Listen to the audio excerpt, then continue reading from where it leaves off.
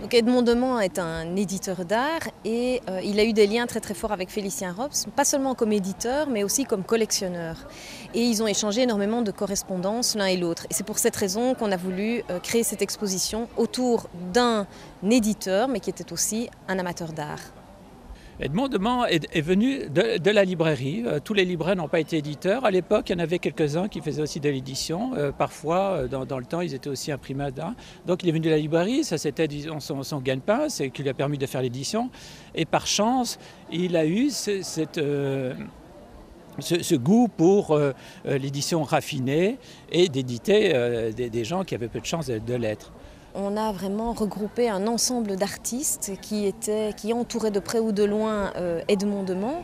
Et donc c'est vraiment une grande diversité d'artistes puisqu'il y a des illustrateurs qui ont travaillé directement pour les éditions d'Edmond Demand, mais aussi des artistes que Edmond Demand collectionnait comme Carrière, Delleville, Meunier, Pissarro. Et puis on a vraiment les fidèles de Edmond Demand avec Redon et Knopf et puis des gens comme Valéry Solberg, Rassenfoss ou encore Spiliart.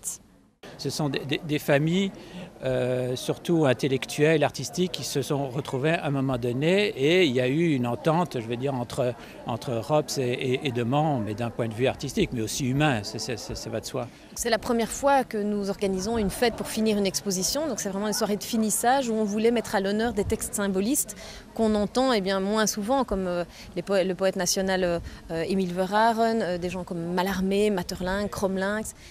Vous savez que Edmond Demand avait sous les yeux des textes et demandait à des artistes de peindre ou bien de faire des gravures, de les insérer. Et ce que je vous propose, avec le crayon que vous avez, c'est de dessiner votre corps, réel ou sublimé, et en dessous ou au-dessus, d'indiquer un titre. Et puis après, vous le donnerez à quelqu'un, et cette personne pourra écrire le poème qui va avec le dessin. Alors ne me dites pas, je ne sais pas dessiner. Rappelez-vous votre enfance. Nous savons tous dessiner, d'accord ? Il faut savoir que Rops était un grand épistolier.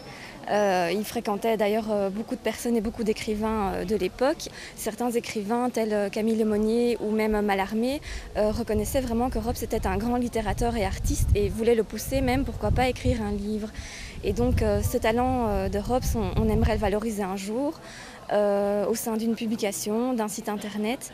Et donc cette exposition était l'occasion de mettre un coup d'éclairage sur ce projet qui naîtra d'ici quelques années, on l'espère, et qui permettra donc au grand public de voir que Rops n'était pas qu'un peintre et un graveur, mais qu'il avait aussi ce talent littéraire.